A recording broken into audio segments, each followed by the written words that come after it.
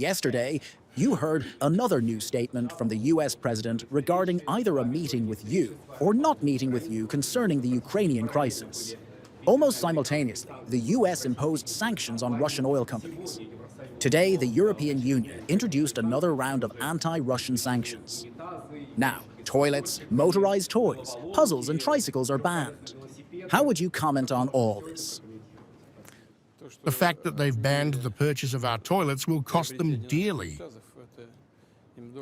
It seems to me that they would need them in the current situation if they continue pursuing such a policy toward the Russian Federation.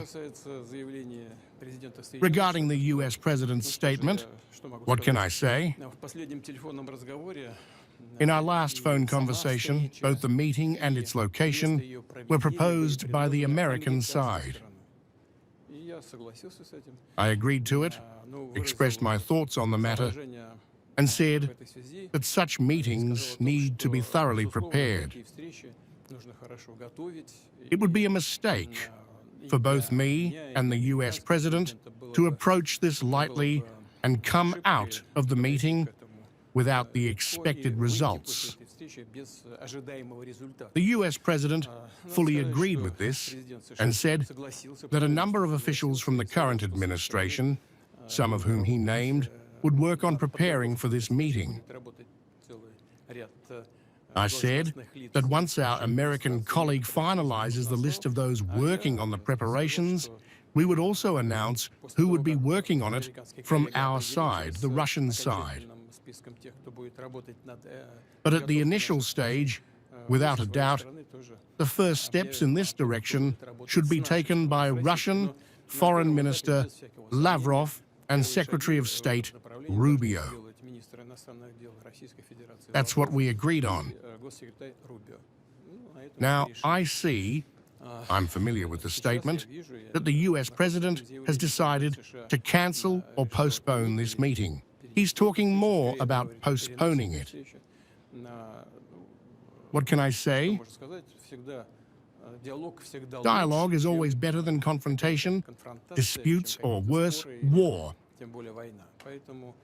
That's why we've always supported continuing dialogue and still do. As for the new sanctions, first of all, there's nothing new here. Yes, they are serious for us, of course, and will have certain consequences, but they won't significantly affect our economic well-being. During his first presidential term, it's well known that President Trump imposed the largest number of sanctions on the Russian Federation up to that point. These sanctions have two aspects: political and economic. Regarding the political aspect, it's clearly an attempt to put pressure on Russia. But no self-respecting country or people ever makes decisions under pressure. Russia undoubtedly has the privilege of considering itself among such self-respecting countries and peoples. That's the first point. The second is the purely economic component. Yes, in terms of the political side, this is obviously an unfriendly act toward Russia, and it doesn't strengthen Russian-American relations, which had just begun to recover. Such actions by the US administration damage Russian-American relations. But as for the economic side, I repeat, there's nothing good or pleasant about it. However, if we look at the economic aspect of these sanctions objectively and professionally, what do we see? The US currently produces about 13.5 million barrels of oil per day, making it the world's top producer, followed by Saudi Arabia with around 10 million and the Russian Federation with about 9.5 million barrels per day. But the US consumes 20 million barrels, so they sell some and import even more. mainly from Canada.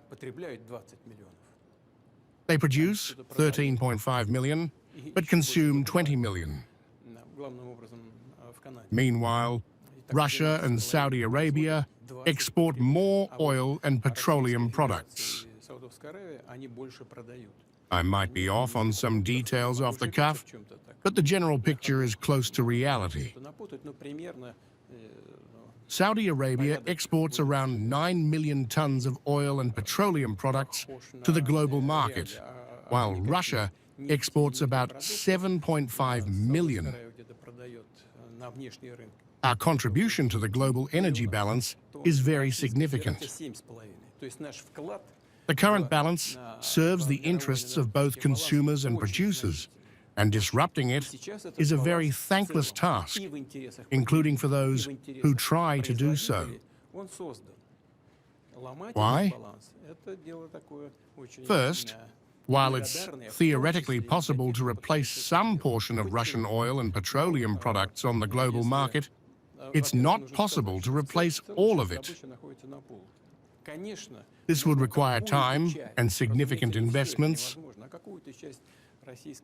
For the first time recently, we've heard the International Energy Agency suggest and encourage economic actors to invest in hydrocarbon energy. Until now, the opposite was true. They were pushing for investments in alternative energy sources.